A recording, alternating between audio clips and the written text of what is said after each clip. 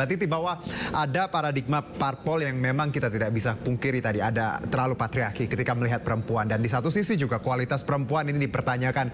Bagaimana ya tadi kalau kita lihat banyak sebenarnya yang punya kualitas untuk maju, punya karya, dan sudah ada contohnya.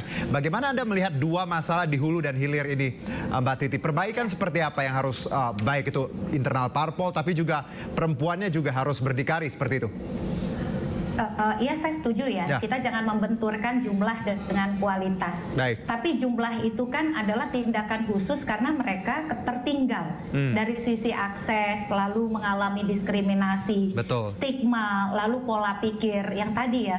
Kalau perempuan itu dia beban gandanya itu karena urusan domestik itu dia bawa keluar rumah, bahkan melekat pada dirinya ketika dia hadir di ruang publik.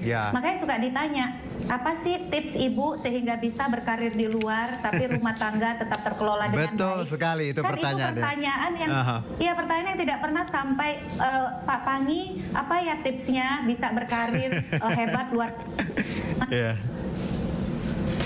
Tidak pernah ya dibawa beban domestik itu. Jadi itu yang kita lawan, paradigma tadi. Makanya afirmasi itu adalah kerja-kerja pembebasan, karena kita membebaskan masyarakat kita dari paradigma patriarki. Nah yang kedua, kenapa asal comot nih Mas? Karena proses kaderisasi dan rekrutmen politiknya juga instan. Jadi ekosistem partai itu tidak dikelola berkesinambungan, memang mengkader perempuan.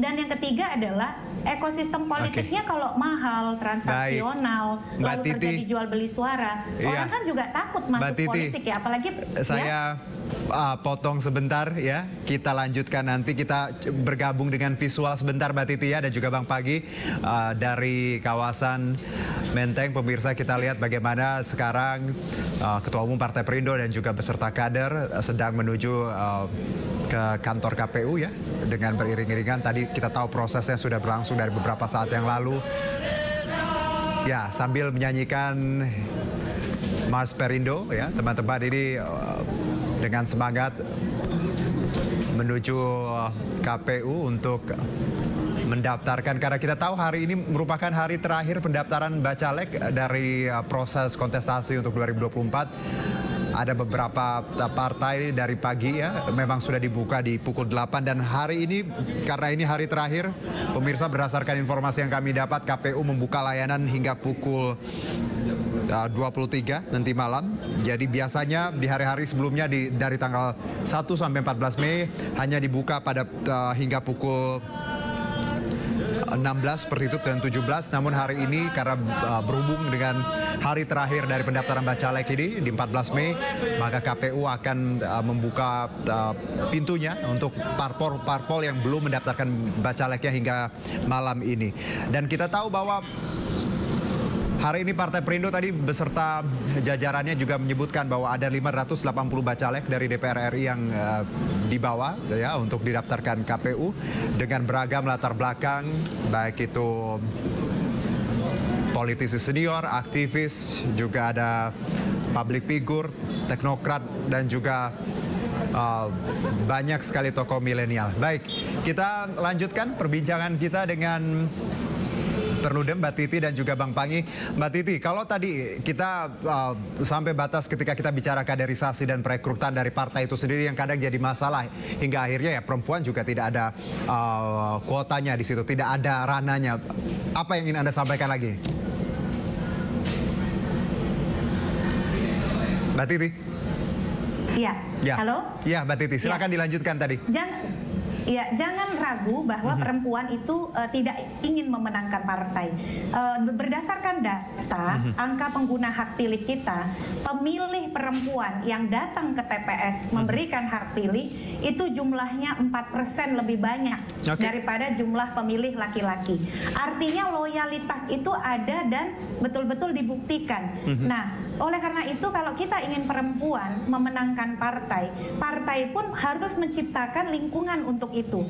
Kenapa perempuan enggan masuk partai? Satu, Kalau politik transaksionalnya terjadi, jual beli suaranya luar biasa, politiknya mahal, ya sementara kan perempuan dari sisi finansial dia jauh lebih tertinggal dibandingkan laki-laki. Karena tadi ya kita mengalami diskriminasi ekonomi, lalu situasi masyarakat yang masih menempatkan perempuan sebagai warga negara kelas 2, itu kan yang ingin didobrak gitu. Jadi yang memang kita membutuhkan itikat baik, niat baik, karena demokrasi itu kan soal kendali oleh rakyat. Rakyat Indonesia ini kan isinya tidak hanya satu jenis kelamin ya. Oleh karena itu memang politik yang inklusif, kesetaraan warga negara itu harus diciptakan. Jadi jangan berharap kualitasnya dong, kualitasnya. Tapi kan persoalannya adalah untuk mencapai kualitas itu, akses itu harus tersedia, paradigma itu harus didobrak, mentalitas dan paradigma kesetaraan itu harus terbangun. Nah, KPU itu institusi demokrasi yang mestinya sudah selesai dengan nilai-nilai begituan. Kok bisa begitu ya? KPU anak kandung reformasi, di bulan reformasi justru kebijakannya malah melemahkan semangat reformasi yang ingin menghadirkan politik yang setara, politik yang inklusif. Ini saya agak emosi nih, karena kesel juga gitu ya. Mestinya boleh emosi, ada Bang Pangi sini, lampiaskan saja Mbak Titi.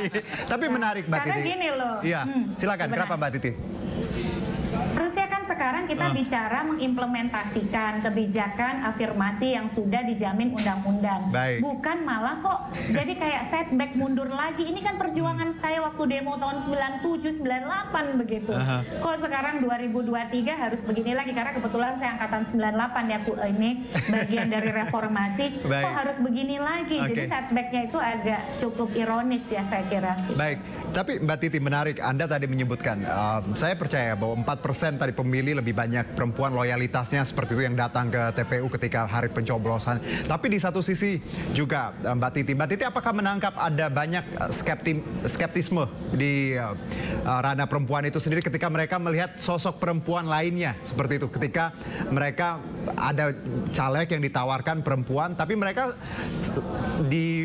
secara tidak langsung kadang ragu juga terhadap sesama perempuan. Bagaimana kita melihat ini, Mbak Titi? Iya, karena mereka memang berada dalam lingkungan yang menstigma perempuan. Jadi perempuan pun bukan individu tunggal yang tidak terpapar oleh ideologi, situasi sosial, situasi politik, dan seterusnya. Oleh karena itu, itulah butuh kerja-kerja pendidikan politik oleh partai, kerja-kerja kaderisasi, yang kemudian tadi bukan berhenti hanya pada afirmasi, seolah-olah afirmasi itu adalah magic word yang bisa menyelesaikan semua masalah. Jadi afirmasi itu adalah pembuka tindakan khusus, kemudahan yang harus diberikan, yang juga diikuti oleh penguatan, pemberdayaan, serta peningkatan kapasitas.